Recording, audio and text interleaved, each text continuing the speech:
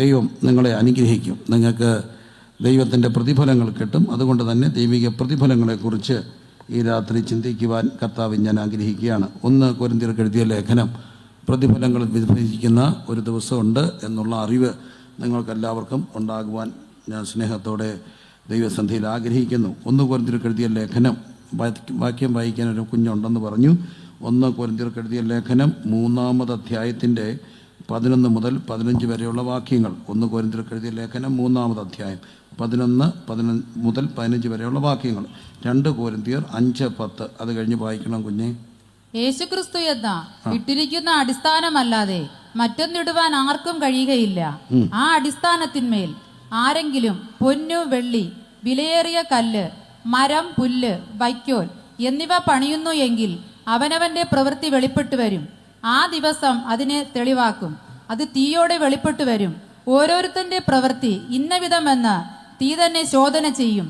ഒരുത്തൻ പണിത പ്രവൃത്തി നിലനിൽക്കും എങ്കിൽ അവന് പ്രതിഫലം കിട്ടും. ഒരുത്തന്റെ പ്രവൃത്തി വെന്തുപോയെങ്കിൽ അവന് ഛേദം വരും, താനോ രക്ഷിക്കപ്പെടും. എന്നാൽ തീയിൽ കൂടി എന്ന പോലെ അത്രേ. ശരി, 2 കൊരിന്തി. താങ്ക് യു മോളെ. 2 കൊരിന്തി 5:10. 2 കൊരിന്തി 5:10. അവനവന് ശരീരത്തിൽ ഇരിക്കുമ്പോൾ ചെയ്തത് നല്ലതാകിലും തീയതാകിലും അതിന് തക്കവണ്ണം പ്രാപിക്കേണ്ടതിന് നാം എല്ലാവരും ക്രിസ്തുവിന്റെ ന്യായാസനത്തിന്റെ മുൻപാകെ വെളിപ്പെടേണ്ടതാകുന്നു. എല്ലാവരും ചേർന്ന് പറഞ്ഞേ, അവനവൻ ശരീരത്തിൽ ഇരിക്കുമ്പോൾ ചെയ്തത് നല്ലതാകിലും തീയതാകിലും അതിന് തക്കവണ്ണം പ്രാപിക്കേണ്ടതിന് നാം എല്ലാവരും ക്രിസ്തുവിൻ്റെ ന്യായാസനത്തിൻ്റെ മുമ്പാകെ നിൽക്കേണ്ടി വരും. 2 കൊരിന്ത്യർ 5:10. റോമാലേഖനം 14:10. റോമർക്ക് എഴുതിയ ലേഖനം 14-ാം അധ്യായം 10-ാം വാക്യം. കുറിക്കുന്ന സ്വഭാവം ഉണ്ടെങ്കിൽ കുറിക്കാം കേട്ടോ. റോമർക്ക് എഴുതിയ ലേഖനം 14:10. എന്നാൽ നീ സഹോദരനെ വിധിക്കുന്നതെന്ത്? അല്ല, നീ സഹോദരനെ ധിക്കരിക്കുന്നതെന്ത്? നാം എല്ലാവരും ദൈവത്തിന്റെ ന്യായാസനത്തിന് മുൻപാകെ നിൽക്കേണ്ടി വരും. നാം എല്ലാവരും ദൈവത്തിന്റെ ന്യായാസനത്തിന്റെ മുമ്പാകെ നിൽക്കേണ്ടി വരും. ഒരുപക്ഷെ ഈ വാക്യങ്ങളൊക്കെ നമുക്ക് പരിചയമുള്ളവരാണ്. ഇന്നലെ ദൈവദാസന്മാരും ഏതാണ്ടൊക്കെ സമാനമായ ചിന്തകളൊക്കെ പങ്കുവെച്ചു എന്ന് കേൾക്കുവാനിടയായി തീർന്നു.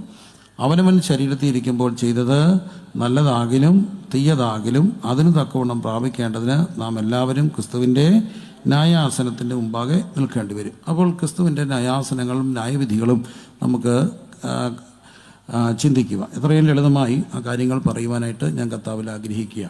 ഒന്നാമത്തെ ന്യായവിധി ദൈവം ക്രിസ്തുവിന് അനുവദിച്ച ന്യായവിധിയാണ്, അഥവാ അവിടുത്തെ മേൽ ചുമത്തപ്പെട്ട ശിക്ഷ എന്ന് കാണുകയാണ്. യെശയ്യാപ്രവചനം 53-ാമത് അധ്യായത്തിൽ, യെശയ്യാപ്രവചനം 53-ാം അധ്യായം മശീഹ പ്രവചനമാണ്. അവിടെ കാണുന്നു കർത്താവിനെ കുറിച്ചുള്ള പ്രവചനമാണ്. 3-ാം വാക്യം. അവൻ മനുഷ്യരാൽ നിന്ദിക്കപ്പെട്ടും ത്യജിക്കപ്പെട്ടും വ്യസനപാത്രമായും രോഗം ശീലിച്ചവനായിരുന്നു. അവനെ കാണുന്നവർ മുഖം മറിച്ച് കളയത്തക്കോണം അവൻ നിന്ദിതനായിരുന്നു. നാം അവനെ ആദരിച്ചതുമില്ല. സാക്ഷാൽ നമ്മുടെ രോഗങ്ങളെ അവിടുന്ന് വഹിച്ചു, നമ്മുടെ വേദനകളെ അവിടുന്ന് ചുമന്നു. നാമോ ദൈവം അവനെ ശിക്ഷിച്ചും അടിച്ചും ദണ്ഡിപ്പിച്ചും ഇരിക്കുന്നു എന്ന് വിചാരിച്ചു.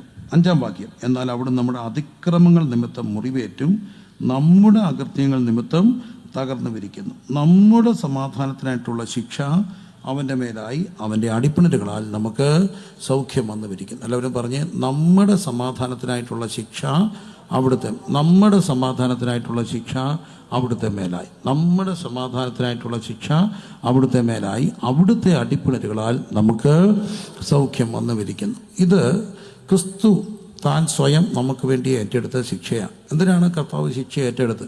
നമുക്കറിയാം, മനുഷ്യരെല്ലാം പാപികളായിത്തീർന്നു. എങ്ങനെ?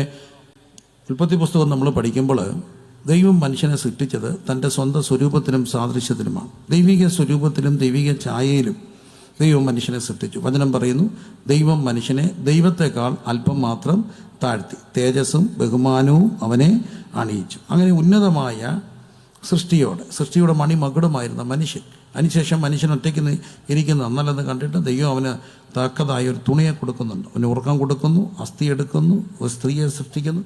അങ്ങനെ ആ സ്ത്രീയെ കണ്ടപ്പോൾ അവൻ പാടുന്നു, ഇവളെൻ്റെ അസ്ഥിയിൽ നിന്ന് അസ്ഥിയും മാംസത്തിൽ നിന്ന് മാംസവും നരലിൽ എടുത്തിരിക്കാലൊക്കെ നാരി എന്ന് പേരാകും. അവർ ഇരുവരും ഒരു ദേഹമായി തീരും. അവർ മേലാൽ രണ്ടല്ല ഒരു ദേഹം അത്രേ. അങ്ങനെ ദൈവം കുടുംബം സ്ഥാപിക്കുന്നു, ആണിനെയും പെണ്ണിനെയും സൃഷ്ടിക്കുന്നു, അവർക്ക് വേണ്ടി കുടുംബം സ്ഥാപിക്കുകയും അവരെ ഏദൻ പ്രതീക്ഷയിൽ ആക്കി വെക്കുകയും ചെയ്യുന്നു. സന്താന സമൃദ്ധിയുള്ളവരായി നിങ്ങൾ പെരുകുവീനെന്ന് ദൈവം അവരെ അനുഗ്രഹിക്കുന്നു. എന്നാൽ അവരോട് ദൈവം പറഞ്ഞു, നിങ്ങൾക്കെല്ലാം കഴിക്കാം, എന്നാൽ തോട്ടത്തിന് നടുക്ക് ഒരു വൃക്ഷം നിപ്പുണ്ട്, നന്മ തിന്മകളെക്കുറിച്ചുള്ള വൃക്ഷഫലമാണ്. അതിൽ നിന്ന് നിങ്ങൾ എന്ത് ചെയ്യാൻ പാടില്ല? കഴിക്കാൻ പാടില്ല. അതിന് കാരണമുണ്ട്. ദൈവം മനുഷ്യൻ്റെ അകത്ത് നിത്യത വെച്ചിട്ടുണ്ട്. ദൈവം മനുഷ്യൻ്റെ അകത്ത് ആത്മാവുണ്ട്, ആത്മാവിനെയും നിത്യതയും വെച്ചിട്ടുണ്ട്. അപ്പോൾ തിന്മ നന്മകളെക്കുറിച്ചുള്ള അറിവിൻ്റെ വൃക്ഷഫലത്തിൽ നിന്ന് നിങ്ങൾ കഴിക്കരുതെന്ന് കർത്താവ് പറയുമ്പോൾ ശാന്തമായി, എത്രയും ലളിതമായി അതിനെ ഇങ്ങനെ വ്യാഖ്യാനിക്കാം, ചിന്തിക്കാം. തിന്മയും നന്മയും നിശ്ചയിക്കേണ്ടത് ദൈവത്തിൻ്റെ സ്റ്റാൻഡേർഡിലാണ്. നമ്മുടെ സ്റ്റാൻഡേർഡിലാണോ? അല്ല. നമ്മുടെ സ്റ്റാൻഡേർഡിൽ നമ്മൾ തിന്മ നന്മകളെ നിർവചിച്ചാൽ ഇന്നത്തെ മക്കൾ പലതും ചെയ്തിട്ട് ചോദിക്കുന്ന ഒരു ചോദ്യമുണ്ട്, വാട്ട്സ് റോങ് ഇൻ ഇറ്റ്? അതിനിപ്പോൾ എന്നാ എന്ന് വളരെ ലളിതമാക്കി ചോദിക്കും. ഏത് കാര്യം ചോദിച്ചാൽ അവർ ചോദിക്കും വാട്ട്സ് റോങ് ഇൻ ഇറ്റ്, അതിനിപ്പോൾ എന്താ പറ്റി, അതിനിപ്പോൾ എന്നാ കുഴപ്പം എന്ന് ചോദിക്കുമ്പോൾ നമ്മുടെ കുഴപ്പങ്ങൾ പലതും അവരുടെ കണ്ണിൽ കുഴപ്പമല്ല. നമ്മുടെ കുഴപ്പങ്ങൾ പലതും അമ്മ പുറകെ നടക്കുന്ന കൊച്ചിൻ്റെ പുറകെ, എന്തിനാ മോനെ മുടി വെട്ടടാ, എടാ മുടി വെട്ടടാ, എടാ മുടി വെട്ടടാ, എടാ മുടി വെട്ടടാ, അതിനെന്താ ഇപ്പം കുഴപ്പം, അതിനിപ്പോൾ എന്താ കുഴപ്പം? കർത്താവിന് പോലും മുടിയില്ലായിരുന്നു. അവർ ചോദിക്കാൻ ചോദ്യമാണ്, കർത്താവിന് മുടിയില്ലായിരുന്നു. കർത്താവിന് മുടി ഉണ്ടായിരുന്നു, നിന്നോട് ആരാ പറഞ്ഞു? കണ്ട ആ പടത്തിൽ കണ്ടില്ലേ, അത്രയും മുടി ഉണ്ടായിരുന്നു, അത്രയും മുടി എനിക്കില്ലല്ലോ. അപ്പം എന്തിനും നമ്മളുടെ കയ്യിൽ അധികാരം കിട്ടിയ നമ്മൾ തിന്മയെ നന്മയാക്കും, നന്മയെ എന്താക്കും? തിന്മയാക്കും, അല്ലേ? തിന്മയെ നന്മയാക്കും, നന്മയെ എന്താക്കും? തിന്മയാക്കും. മോനെ കുടിക്കരുത്, കാനാവിലെ വെള്ളത്തിന് കർത്താവ് പച്ചവെള്ളത്തെ വീഞ്ഞാക്കി അടിച്ച് പെരുത്തില്ലേ എല്ലാവരും? നമ്മളിച്ചിരി വെള്ളം അടിച്ചാണോ കുഴപ്പമാണ് എന്നൊക്കെ ചോദിച്ചാൽ നമ്മളിപ്പോൾ എന്താ ഉത്തരം പറയുന്നു? അപ്പം എന്തിനും അവരുടെ കയ്യിൽ എന്തുണ്ട്? ഉത്തരവുണ്ട്. പണ്ടിക്ക് ഒരു അച്ഛൻ പറയുന്നത് കേട്ടാണ്, ദൈവത്തിൻ്റെ കയ്യിലൊരു പാനപാത്രമുണ്ട്, അതിൽ മദ്യം നുരഞ്ഞ് പൊങ്ങുന്നു, ഭൂമിയിലെ ദുഷ്ടന്മാർ അതിൻ്റെ മട്ട കുടിക്കുന്നു, നീതിമാന്മാർ തെളി ഊറ്റി കുടിക്കുന്നു. അവർ ബാക്കിയോട്ട് എഴുതി, നീതിമാൻ തെളി എന്ത് ചെയ്യുന്നു? ഊറ്റി കുടിക്കുന്നു. അപ്പം എഴുതാപ്പുറം വായിക്കാൻ നമ്മളെല്ലാവരും മിടുക്കരാ. അപ്പം നമുക്കെന്താ കുഴപ്പം? നമ്മൾ തിന്മയെ നന്മയാക്കും, നന്മയെ തിന്മയാക്കും. അപ്പം ദൈവം തമ്പുരാൻ പറഞ്ഞു, മക്കളെ അതൊന്നും ചെയ്യണ്ട. പക്ഷെ പിശാച് വന്ന് പറഞ്ഞു, അങ്ങനെയല്ല മക്കളെ, അത് തിന്നുമ്പം നിങ്ങളുടെ കണ്ണെന്ത് ചെയ്യും? തുറക്കും. നിങ്ങൾ ആരെ പോലാകും? ഞാൻ ഈ അടുത്തിടയ്ക്ക് അത് ചിന്തിക്കുമ്പോൾ എനിക്ക് രസം തോന്നി. ഇപ്പോൾ ഈ അഡ്വർടൈസ്മെൻറ്റ് കമ്പനികളുണ്ട്, വളരെ രസകരമായിട്ടാണ് ഈ അഡ്വർടൈസ്മെൻറ്റ്. അവർ ഒറ്റ വാക്കിലാണ് ഈ അഡ്വർടൈസ്മെൻറ്റ്, ഒറ്റ 2-3 വാക്കുകളെ കാണത്തുള്ളൂ. അതിനകത്ത് നമ്മൾ അറ്റൻഷൻ പിടിച്ചിടും. LDF വരും, എല്ലാം ശരിയാകും. ഇലക്ഷന് മുമ്പിലുള്ള വികസനത്തിന് ഒരു വോട്ട്, നേരോടെ, നിരന്തരം, നിർഭയം. ഒരു മാധ്യമത്തിൻ്റെ ചാനലിൻ്റെ ഇതാണ്. അങ്ങനെ എപ്പോഴും അഡ്വർടൈസ്മെൻറ്റിലാണ് ക്യാപ്ഷൻ, ഈ അറ്റൻഷൻ പിടിക്കുക. ലോകത്തോദ്യം അഡ്വർടൈസ്മെൻറ്റ് നടത്തിയ ആരാന്നറിയാം? സാത്താൻ. എവിടെയായിരുന്നു? ഏദൻ തോട്ടത്തില്ല. ഹവ്വ ഇങ്ങനെ പോവുക, പെട്ടെന്ന് സാത്താൻ ഒരു ഭയങ്കര രീതിയിൽ ഇങ്ങോട്ട് വന്ന് കാണും. അപ്പോൾ തന്നെ ഇവിടെയൊക്കെ ഇരിക്കുന്ന ടീമുകളൊക്കെ ബേസ് വായിച്ചു, ലീഡ് വായിച്ചു, പിന്നെ ഓർഗൻ വായിച്ചു, ആട്ടിച്ച് തകർത്തൊരു അഡ്വർടൈസ്മെന്റ്. എന്തായിരുന്നു അറിയാമോ? കാണുക, കഴിക്കൂ, തട്ടടേൻ, പിന്നെ അതിനകത്ത് എന്നിട്ട് പറഞ്ഞു, ആരെ പോലാകൂ? കാണൂ, കഴിക്കൂ, ദൈവത്തെ പോലാകൂ. വീണു, ഫ്ലാറ്റായിപ്പോയി. ആരാ? ഹവ്വ. കണ്ടു, കഴിച്ചു, തീർത്തു. അഡ്വർടൈസ്മെൻ്റ് കമ്പനി വീഴിച്ചതാണ്. ആരെ? സർപ്പം ഉപായത്താൽ ആരെ ചതിച്ചു? ഹവ്വയെ ചതിച്ചു. കണ്ടോ? ഉപായം ചതിച്ചു, അവർ പാപിയായി മാറി. അതിനുശേഷം ആദമും കഴിക്കുന്നു. മനുഷ്യൻ കൽപ്പനാ ലംഘനം മൂലം പാപികൾ. പാപം എന്ന് പറയുന്ന ഒരു അവസ്ഥയാണ്. നമ്മൾ ഈ കുടിക്കരുത്, പുകവലിക്കരുത് ഇതൊക്കെ പറയുമ്പോൾ അത് പാപത്തിൻ്റെ ബഹിർസ്ഫുരണങ്ങളാണ്. പാപം മനുഷ്യൻ്റെ അകത്ത് കിടക്കുന്ന ഒരു അവസ്ഥയാണ്. അത് അവസരം കിട്ടുമ്പോൾ അതിൻ്റെ അവസ്ഥകളായി പുറത്തു വരുന്നതിൻ്റെ പേരാണ് പാപത്തിൻ്റെ സ്വഭാവങ്ങൾ, പ്രവൃത്തികളെന്ന് പറയും. പാപം ഒരവസ്ഥ, ഒരു സ്റ്റേജാണ്. അങ്ങനെ മനുഷ്യൻ പാപികളായി. അതുകൊണ്ടാണ് പാപം ചെയ്യാത്തവരുടെ മരണം ആദം മുതൽ മോശഫലമാണ്. പാപത്തിൻ്റെ ശമ്പളം എന്താണ്? മരണമാണ്. അങ്ങനെ മനുഷ്യൻ പാപത്തിനും മരണത്തിനും പിടിപെട്ടുന്നു. ദൈവം അവർക്ക് നിയമങ്ങളൊക്കെ കൊടുത്തു രക്ഷിക്കാൻ വേണ്ടി. നിയമം ലംഘിച്ചാൽ എന്ത് കിട്ടും? ശിക്ഷ കിട്ടും. അതിനാണ് ദൈവം നിയമം കൊടുത്തത്. എന്താ നിയമം കൊടുത്തത്?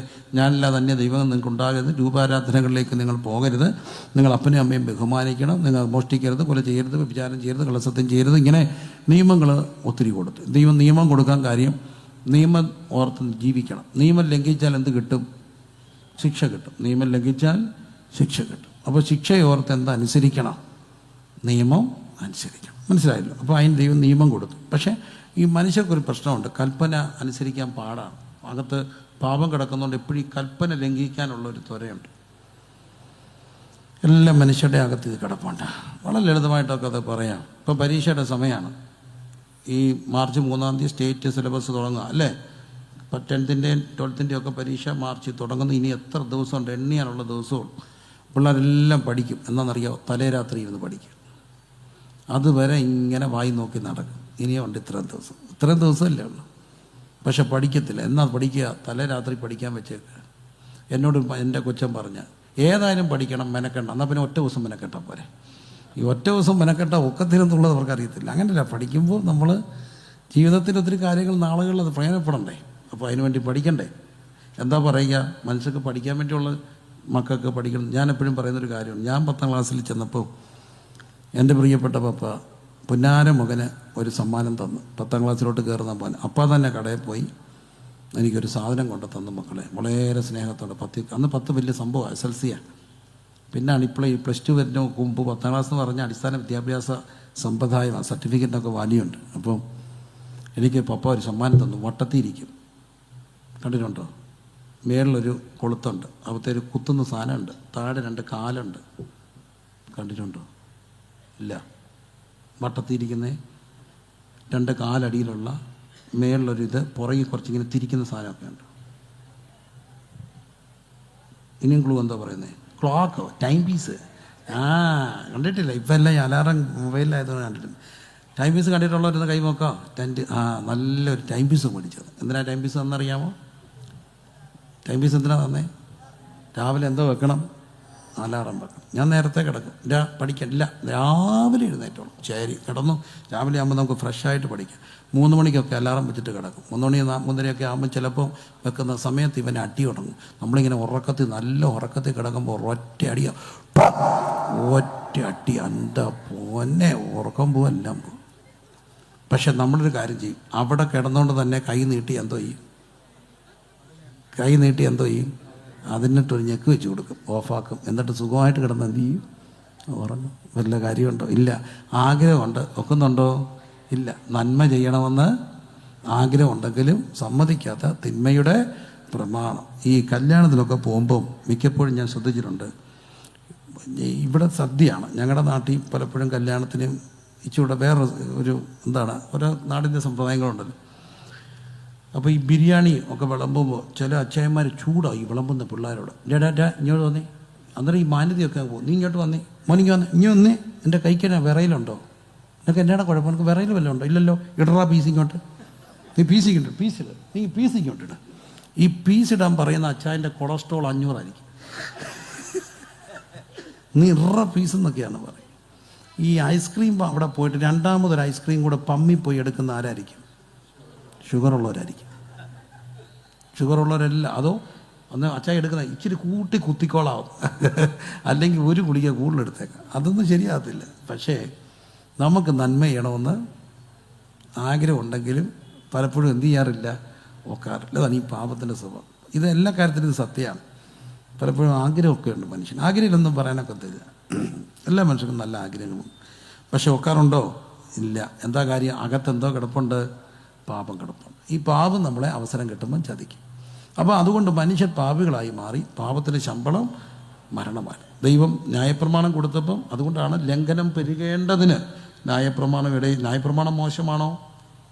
അല്ല. ന്യായപ്രമാണം തെറ്റാണോ? അല്ല. ന്യായപ്രമാണം മോശമാണോ? അല്ല. പക്ഷെ ന്യായപ്രമാണം അനുസരിക്കാൻ മനുഷ്യന് കഴിയാതെ പോകുന്നു. എന്തുകൊണ്ടാണ്? അകത്തെന്തോ കിടക്കുക? പാപം കിടക്കുക. ഇവൻ ഏതിനും തൂക്കുന്നു അതിന് ദാസനാകും. പാപം കിടക്കുന്നതുകൊണ്ട് ന്യായപ്രമാണം അവനെ പാപത്തിന് ശിക്ഷയ്ക്ക് കാരണം. നിയമം ലംഘിച്ച ശിക്ഷ. എന്നിട്ടും നമുക്കാർക്കും ഒഴിയാനൊക്കത്തില്ല. കാരണം നിയമം, ന്യായപ്രമാണം, സൺഡേ സ്കൂള് പഠിച്ചിട്ടില്ലെന്ന് പറഞ്ഞാലും അവൻ്റെ അകത്തൊരു നിയമമുണ്ട്. അതിൻ്റെ പേരാണ് മനസാക്ഷി. മനസാക്ഷി എന്ന് പറയുന്നൊരു നിയമമുണ്ടോ? കേട്ടിട്ടുണ്ടോ? മനസാക്ഷി എന്ന് പറയുന്നൊരു സംഭവം ഉണ്ടോ? ഉണ്ട്. മനസാക്ഷി ഉണ്ടെന്ന് പറയാൻ ഉദാഹരണം പറയുന്നത് എന്തിനാ? മനസ്സിലാക്കാൻ വേണ്ടിയാ. ഈ ഞങ്ങളുടെ പെന്തക്കോസ്തുകാരുടെ ഇടയിൽ ഇപ്പം അവിടെ ഇവിടെയൊക്കെ കുടിക്കുന്നവരുണ്ടെന്നില്ലെന്ന് ഞാൻ പറയുന്നില്ല. കാരണം കുടിക്കുന്നവരില്ലെന്ന് പറയാം. പണ്ടൊരാൾ ടി.ജി. ഉമ്മച്ചനപ്പച്ചനാന്ന് തോന്നുന്നു, കുടിക്കുന്ന ആൾക്കാർ നിങ്ങളുടെ ഇടയിലുണ്ടോ എന്ന് ചോദിച്ചപ്പോൾ പുള്ളി ചാടി എഴുന്നേറ്റ് ചോദിച്ചു, ആരവൻ? ഇപ്പം ഞാൻ അവനെ മുടക്കാം, കൊണ്ടുപോകാന്ന് പറഞ്ഞു. നമുക്കിപ്പോൾ അങ്ങനെ മുടക്കാൻ ഒക്കുമോ? പോട്ടെ. കുടി, പുകവലി, ഇതിനെതിരെയൊക്കെ ഞങ്ങൾ ശക്തമായിട്ട് നിൽക്കുന്നവരാണ്. ഞങ്ങൾക്ക് അറിവില്ലെങ്കിൽ പറയാം, തിരുമേശ കിടക്കണമെങ്കിൽ നിർബന്ധമായും ഈ സ്വഭാവങ്ങൾ ഇല്ലാത്തവരായിരിക്കും. വേണം ഞങ്ങൾ ചത്താ കുഴിച്ചിടും ചിലപ്പോൾ. പക്ഷെ തിരുമേശ എടുക്കണമെങ്കിൽ നിർബന്ധമായിട്ട് പറയും, ഇങ്ങനെയുള്ളവർ ഒരിക്കലും എവിടുന്ന് കൈ നീട്ടരുത്, തിരുമേശ കൈ നീട്ടരുത്. അത് നമുക്ക് നിർബന്ധമുള്ളൊരു കാര്യമാണ്. എന്നാലും ചിലർ ഈ പുകവലി നിർത്തുമ്പോൾ എനിക്കറിയാം അവർ നിരന്തരമായിട്ട് വലിച്ചുകൊണ്ടിരിക്കുന്നവരാണ്. അപ്പം ഞാൻ അവരോട് ചോദിച്ചു, നിങ്ങൾ വലി നിർത്തിയോ? പിന്നെ ഭാഷ കാര്യത്തിൽ ഞാൻ ചെയിൻ സ്മോക്കർ അല്ലായിരുന്നു, ഒന്നൊന്ന് കത്തിക്കുന്ന ആളല്ലായിരുന്നു. ഇപ്പം എന്തോ ആശ്വാസം എന്നറിയോ, ചുമയൊക്കെ കുറഞ്ഞു, വലിയ വിശ്വാസം. മനെ സത്യമായിട്ട് നീ നിർത്തിയെന്ന് അല്ല, ഞാൻ അറിയാൻ വേണ്ടി ചോദിക്കുക, ഉള്ളോ അങ്ങ് പറ, നിർത്തിയെന്നൊക്കെ ചോദിച്ചാൽ നിർത്തി ഭാഷ. പിന്നെ രാവിലെ ടോയ്ലറ്റിൽ പോകുമ്പോൾ ഒരു ചെറിയ എടുക്കുക, അന്നേരം ഉള്ളു. അല്ല, ഞാൻ 40 എണ്ണമൊക്കെ വലിച്ചുകൊണ്ടിരുന്നത് ഞാനിപ്പോൾ ടോയ്ലറ്റിൽ പോകും, അത് മൊത്തം വലിക്കത്തില്ല, 2-3 എണ്ണം മാത്രം പുക എടുത്തുനിന്ന് ഈ ടോയ്ലറ്റിൽ പോകുമ്പോൾ ഇത് വേണമെന്നുള്ള നിർബന്ധം എന്താ? ആദ്യം ഇഷ്ടം വലിച്ചു തുടങ്ങിയത് കൊച്ചിലെയാണ്. അന്ന് അമ്മ കാണാതെ, അമ്മാവൻ കാണാതെ, അച്ചായൻ കാണാതെയും പോയിരുന്ന് വലിച്ച അവിടെ ഇരുന്ന് ആരും കാണാതെ വലിച്ചത്. ഇപ്പോൾ അത് ഇതുമായിട്ട് കൂട്ടായി. അവിടെ പോകണമെങ്കിൽ ഇത് വേണം, ഇവിടെ പോകണമെങ്കിൽ അത് വേണം. ആദ്യം ഇത് അവിടെ ഇരുന്ന് കാടും കാണാതെ വലിച്ചത് ആര് പറഞ്ഞിട്ട്? ആരും കാണരുതെന്ന് പറഞ്ഞ ആരാ? മനസാക്ഷി. ആരും കാണുന്ന മോശമാണെന്ന് പറഞ്ഞ ആരാ? മനസാക്ഷി. അപ്പോൾ മനുഷ്യൻ്റെ അകത്ത് മനസാക്ഷിയുണ്ട്. അത് കുറച്ച് കഴിയുമ്പോൾ നിർജീവമാകും. പാപങ്ങളുടെ ആവർത്തനം മനസാക്ഷിയെ എന്താക്കും? നിർജീവമാക്കും. അതുകൊണ്ട് പാപങ്ങൾ ആവർത്തിക്കരുത്. ആവർത്തിച്ചാൽ മനസാക്ഷി നിർജീവമായി. മനസാക്ഷിയുടെ ശബ്ദം നേർത്ത് വരും. അതുകൊണ്ടാണ് ഇപ്പോൾ ഈ ഗുണ്ടകളെയൊക്കെ ആദ്യം, ചില ഗുണ്ടകളുടെയൊക്കെ കഥ കേൾക്കുമ്പോൾ അവിടെ അമ്മയൊക്കെ പറയത്തില്ല, അവൻ കോഴിയെ ചോര കണ്ടാൽ ചത്ത് വീഴുമായിരുന്നു, മയങ്ങിപ്പോവായിരുന്നു. അവൻ ചോര കൊണ്ടാൽ മരങ്ങി വീഴും. കോഴിയെ കൊല്ലാൻ പോലും അവനെ കൊണ്ട് ഒക്കാത്തവൻ ഇപ്പം ഇങ്ങനെയൊക്കെ ഒത്തേ എങ്ങനെയെന്നറിയാം? ഈ പിള്ളേരുടെ കയ്യിലൊക്കെ വടിവാൾ കൊടുത്തിട്ട് പട്ടിയെ വെട്ടിക്കും, തെരുവ് നായ്ക്കളെ കൊണ്ടിട്ട് വെട്ടിക്കും. പട്ടിയെ വെട്ടി ചോര മാറുമ്പോൾ ഇവന് ചോര കണ്ടുള്ള എന്തോ പോകണം, അറപ്പ് പോകണം. അല്ലാതെ എവിടെയെങ്കിലുമൊക്കെ ചോര കണ്ടോ അവനവിടെ മയങ്ങി വീഴത്തില്ലേ? വെട്ടാൻ പോകുന്ന മയങ്ങി കിടക്കത്തില്ലേ? അപ്പം ചോര കണ്ട അറപ്പ് മാറിയവനെ വെട്ടാനൊക്കെ തോന്നും. എങ്ങനെ ഈ ചോര കണ്ടാൽ പേടിക്കുന്നവൻ്റെ അറപ്പ് മാറിയത്? ആവർത്തനം. കണ്ട് പേടിയില്ലാതാകുക, അതിലൂടെ ലഹരിയും. അപ്പോൾ ഇതൊക്കെയാണ് നമ്മൾ മനസ്സിലാക്കേണ്ടത്. മനസാക്ഷി എന്ന് പറയുന്നത് നിർജീവമാകും. അപ്പോൾ ഏതായാലും മനുഷ്യൻ്റെ അകത്തൊരു കോടതിയുണ്ട്. ആ കോടതി ന്യായപ്രമാണം ശിക്ഷയ്ക്ക് പാത്രീഭൂതരാക്കി. എന്നിട്ടും മനുഷ്യൻ പാപം ചെയ്യാൻ തുടങ്ങി.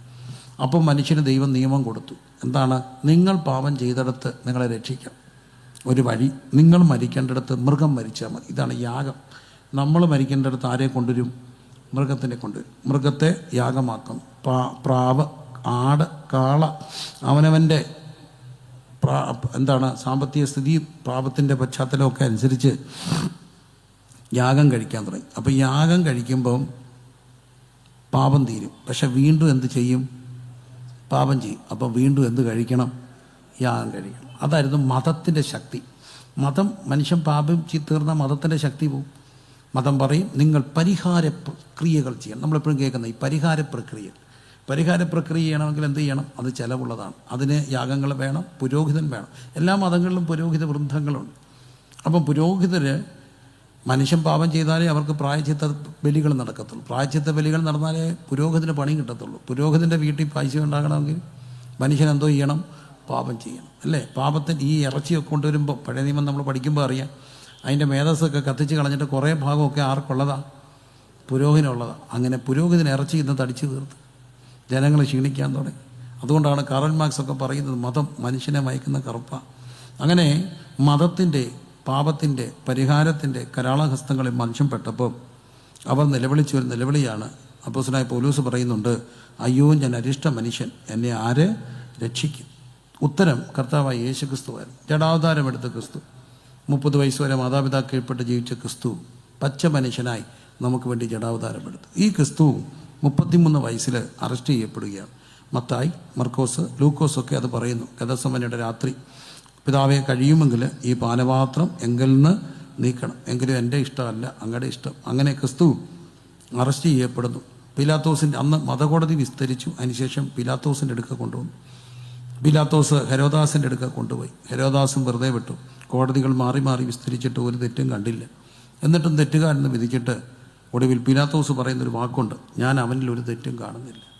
ഞാൻ അവനിൽ നിൽക്കുന്ന ഈ പ്രതിയിൽ ഒരു തെറ്റും കാണുന്നില്ല. അതുകൊണ്ട് അവനെ അടുപ്പിക്കാം. ഒരു തെറ്റും കാണാത്തത് കൊണ്ട് അവനെ എന്തു ചെയ്യാം? അടുപ്പിക്കാം. സമ്മതിക്കുമോ? പറ, നിങ്ങൾ പറ. ഒരു തെറ്റും കാണാത്ത ഒരാളെ അടിക്കാൻ ഒക്കുമോ? ഒക്കുമോ? ഇല്ല. മൂത്തതും ഇളയതും കൂടെ വഴക്കുണ്ടാക്കി. കൂടുതലും വഴക്കുണ്ടാക്കിയത് ഇളയതാണ്. ഈ ഇളയത് വഴക്കുണ്ടാക്കി ചൊറിഞ്ഞോണ്ടി എന്ന അടി മേടിച്ചെടുത്ത് കരഞ്ഞോണ്ടി ചെല്ലും. എന്നിട്ട് അടി മേടിക്കുന്ന ആരാ? അടി പലപ്പോഴും മേടിക്കുന്ന ആരാ? മൂത്ത. ചിലപ്പോൾ നമ്മൾ ഈ വെറുതെ മൂത്തനെ അടിക്കുമ്പോൾ അവൻ പറയും, അല്ലെ അവൾ പറയും, ഒരു കാര്യം ഞാൻ പറഞ്ഞേക്കാം, ഞാൻ തൊട്ടിട്ട് പോലുമില്ല, വെറുതെ എന്നെ അടിക്കരുത്. എടാ അവൻ ഇളയാന്ന് പറഞ്ഞാൽ ഞാൻ അടി പഠിക്കണോ? അവൻ ഇളയാന്ന് പറഞ്ഞാൽ എന്നെ അടിക്കുന്നത് എന്തിനാ? എടാ അവന് അങ്ങനെ സന്തോഷമാകാൻ അടിക്കണ്ട, അങ്ങനെ സന്തോഷിക്കണ്ട എന്ന് പറഞ്ഞാൽ തെറ്റ് ചെയ്യാത്തവനെ എന്ത് ചെയ്യരുത്? ശിക്ഷിക്കുക. അത് സനാതന നിയമമാണ്. തെറ്റ് ചെയ്യുക, ഉപ്പ് തിന്നവൻ വെള്ളം കുടിക്കും, തെറ്റ് ചെയ്തവൻ ശിക്ഷ അനുഭവിക്കണം. പക്ഷേ 1000 കുറ്റവാളി രക്ഷപ്പെട്ടാലും ഒരു നിരപരാധി എന്ത് ചെയ്യാൻ പാടില്ല? ശിക്ഷിക്കും. പക്ഷേ ക്രിസ്തു അടിക്കപ്പെട്ടു, പിലാത്തോസിൻ്റെ അരമനയിൽ വെച്ച് അടിക്കപ്പെട്ടു. എന്താ കുറ്റം? മക്കളെല്ലാം കുറ്റം പറഞ്ഞേ. ഒരു കുറ്റവും ഇല്ല. ഒരു കുറ്റവും ഇല്ലാത്തവനെ അടിക്കാൻ ഒക്കുമോ? ഇല്ല. പക്ഷെ അതിക്രൂരമായി അടിക്കപ്പെട്ടു. റോമൻ ചാട്ടകൾ എന്നൊക്കെ പറയുന്നത് പല ലെയറുകളാണ്. ആ ലെയറിൻ്റെ ഓരോ അറ്റത്തും എല്ലും മുള്ളും പല്ലും കൊളുത്തും ഒക്കെ ഉണ്ട്, കട്ടികളൊക്കെ ഉണ്ട്. അടിക്കുമ്പോൾ അത് ആഞ്ഞു വീഴും. തിരിച്ചെടുക്കുമ്പോൾ അതിൻ്റെ അറ്റത്ത് മാംസം പറ്റിയിരിക്കും. ആ മാംസം അടുത്തുള്ള കൽത്തളത്തിൽ കഴുകിയെടുക്കും, വീണ്ടും അടിക്കും. അങ്ങനെ 1 അടി, തലയിൽ മുൾക്കിരീടം ചൂടി, രക്താംബരം ധരിപ്പിച്ച് യേശുവിനെ പുറത്തു കൊണ്ടുവന്ന് പിലാത്തോസ് പരിചയപ്പെടുത്തുന്നു. Behold that man. ആ മനുഷ്യൻ ഇതാ. എന്തിനാ ആ മനുഷ്യൻ അടിയേറ്റത്? അത് വെറും മനുഷ്യനല്ല, മനുഷ്യനായ ദൈവകുമാരൻ. എന്തിനാ അടിയേറ്റത്? ഒരു തെറ്റും ചെയ്തില്ല. യെശയ്യാ 53 പറയുന്നു, നമ്മുടെ സമാധാനത്തിനായിട്ടുള്ള ശിക്ഷ അവൻ്റെ മേലായി, അവൻ്റെ അടിപ്പിണരുകളാൽ നമുക്ക് സൗഖ്യം വന്നുമിരിക്കുന്നു. നമ്മുടെ അതിക്രമങ്ങൾ നിമിത്തം അവിടുന്ന് മുറിവേറ്റും, നമ്മുടെ അകൃത്യങ്ങൾ നിമിത്തം തകർന്നുമിരിക്കുന്നു. നമ്മുടെ സമാധാനത്തിനായിട്ടുള്ള ശിക്ഷ അവൻ്റെ പേരായി, അവൻ്റെ അടിപ്പിണരുകളാൽ നമുക്ക് സൗഖ്യം വന്നുമിരിക്കും. യേശു ക്രിസ്തു ശിക്ഷയേറ്റു. യേശു ക്രിസ്തു നമുക്ക് വേണ്ടി മരിച്ചു. എന്തിനു ശിക്ഷയേറ്റു? നമ്മുടെ ശിക്ഷ കർത്താവ് ചുമന്നു. അതുകൊണ്ട് നമുക്കെന്താ ഗുണം? റോമർ 8:1, റോമാലേഖനം 8-ാം അധ്യായത്തിൻ്റെ 1-ാമത്തെ വാക്യം. അതുകൊണ്ട് ഇപ്പോൾ ക്രിസ്തുവേശു ഉള്ളവർക്ക് ഒരു ശിക്ഷാവിധി. എല്ലാവരും ഏറ്റു പറഞ്ഞേ. അതുകൊണ്ട് ഇപ്പോൾ ക്രിസ്തുവേശു ഉള്ളവർക്ക് എന്തില്ല? ഒന്നുകൂടെ ഉറക്കെ പറഞ്ഞേ. അതുകൊണ്ട് ഇപ്പോൾ ക്രിസ്തുവേശു ഉള്ളവർക്ക് എന്തില്ല? ഒരു ശിക്ഷാവിധിയില്ല.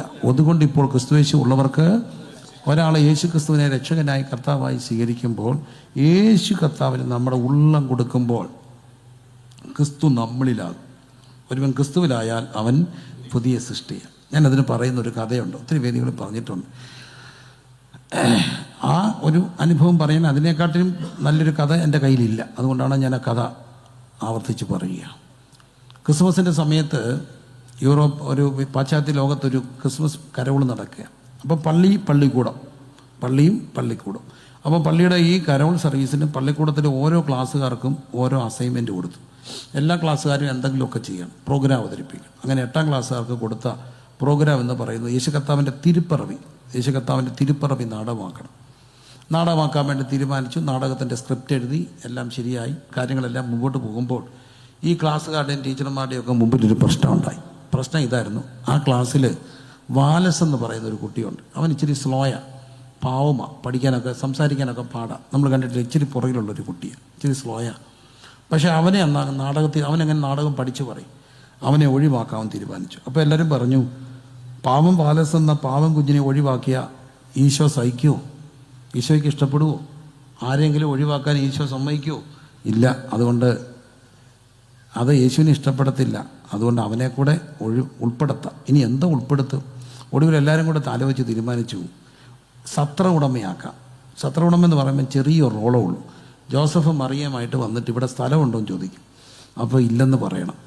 സോറി, നോ പ്ലേസ്, അത്രയും പറഞ്ഞാൽ മതി, കഥ അടച്ചാൽ മതി. അത് വാലസ് കഷ്ടപ്പെട്ടാണ് പഠിച്ചത്. Sorry, no place. നാടകം തുടങ്ങി, നാടകം ആരംഭിച്ചു. ജോസഫ് മറിയത്തെ കൊണ്ട് വരികയാണ്. മറിയം പൂർണ്ണ ഗർഭിണി, ക്ഷീണിച്ച് അവശയായ മറിയം. ജോസഫ് മറിയത്തെ താങ്ങി പിടിച്ചുകൊണ്ട് വരുന്നു. സത്രത്തിൻ്റെ വാതിൽക്ക് വന്ന് മുട്ടി. പാവം വാലസ് കഥ പറഞ്ഞു. വാലസ് പാവമാണ്. പക്ഷേ മറിയത്തെ നിപ്പം കണ്ടപ്പം വാലസ് നാടകമാണെന്നങ്ങ് മറന്നുപോയി. സങ്കടപ്പെട്ട് നോക്കി മറിയത്തെ, പാവ ഒരു സ്ത്രീ. അവൻ പാവമാണ് വാലസ്. അപ്പം ജോസഫ് ചോദിച്ചു, സ്ഥലമുണ്ടോ? എന്തോ പറയണം? എന്നിട്ട് എന്തോ ചെയ്യണം? മക്കളെ എന്തോ ചെയ്യണം? കഥ കേൾക്കുന്നുണ്ടോടാ? കഥ കടയ്ക്കണം. പക്ഷേ വാലസ് ഇങ്ങനെ നോക്കി നിൽക്കുക. അപ്പോൾ അവിടെ ഇരുന്നവരെല്ലാം പറഞ്ഞ് കഥ കടയ്ക്ക് വാലസ്, നോ പ്ലേസ് എന്ന് പറഞ്ഞിട്ട് കഥ കടയ്ക്ക്. ഒടുവിൽ അവൻ കഷ്ടപ്പെട്ട് പറഞ്ഞു, സോറി, നോ പ്ലേസ്. ഇനി എന്തോ ചെയ്യണം? കഥ കടയ്ക്കണം. പക്ഷെ അവൻ കഥ കടച്ചില്ല. അവനിങ്ങനെ അവരെ നോക്കി നിൽക്കുക. അവനങ്ങ് കരയാൻ വരിക. ജോസഫ് മറിയത്തേയും താങ്ങി പിടിച്ചുകൊണ്ട് പോയി. അവനങ്ങ് കരയുക. പാവം മറിയമേ.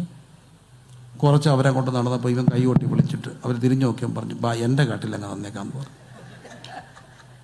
അപ്പോൾ ഇനി എങ്ങനെ നാടകം നടക്കും? ഇനി ഇടയന്മാർ വരണ്ടേ, വിധവന്മാർ വരണ്ടേ, പൊന്നും മൂരും കുന്തിരിക്കും കാഴ്ച വെക്കണ്ടേ, മാലാഖമാർ വരണ്ടേ, എന്തെല്ലാം കാര്യങ്ങൾ നടക്കണം. ഒന്നും നടന്നില്ല. പക്ഷെ ആ പ്രാവശ്യത്തെ ഏറ്റവും നല്ല നാടകമായിട്ടാണ് തിരഞ്ഞെടുത്തത്. എന്താ കാര്യം എന്നറിയാമോ? വാലസ് പറഞ്ഞു, എൻ്റെ കട്ടിൽ തന്നേക്കാം. ഇതുപോലെ മനുഷ്യൻ പറയണം, എൻ്റെ ഇവിടെ ഇടമുണ്ട്, അതങ്ങ് തന്നേക്കാം. ഏതാ ഇവിടെ ഇടയും? ഇവിടെ ചങ്ക് കർത്താവിന് ഹൃദയം കൊടുത്താൽ അവൻ നമ്മുടെ ഹൃദയത്തിൽ വസിക്കും. ഇവിടെ ഇടം കൊടുക്കാൻ ഒക്കുന്നതിൻ്റെ പേരാ രക്ഷിക്കപ്പെടുക. നമുക്ക് വേണ്ടി അടിയേറ്റ കർത്താവിന് ഇവിടെ ഒരു ടൈം കൊടുക്കണം. ചങ്കത്തോട്ട് കൈവച്ചിട്ട് പറ, ഇവിടെ ഇടമുണ്ടെന്ന്. അങ്ങനെ ഒരു ദിവസത്തിൻ്റെ പേരാ രക്ഷിക്കപ്പെടുക എന്ന് പറഞ്ഞു. ഈ ഒരു ദിവസം നിങ്ങൾക്ക് ഓർമ്മയുണ്ടോ? ആ പാപബോധം വന്ന് എനിക്ക് വേണ്ടി തകർന്ന എൻ്റെ യേശുവിനെ എൻ്റെ ഉള്ളം കൊടുക്കുമ്പോൾ, കർത്താവായ യേശുവിനെ കർത്താവെന്ന് ഹൃദയം കൊണ്ട് വിശ്വസിച്ച് രക്ഷയ്ക്കായി വാഗൊണ്ട് ഏറ്റു പറയുമ്പോൾ, റോമർ 10:9 നാം രക്ഷിക്കപ്പെടും. കാണുമ്പോൾ നാം ദൈവമക്കളെന്ന് വിളിക്കപ്പെടുവാൻ അവന് അത്ര ഭാഗ്യത.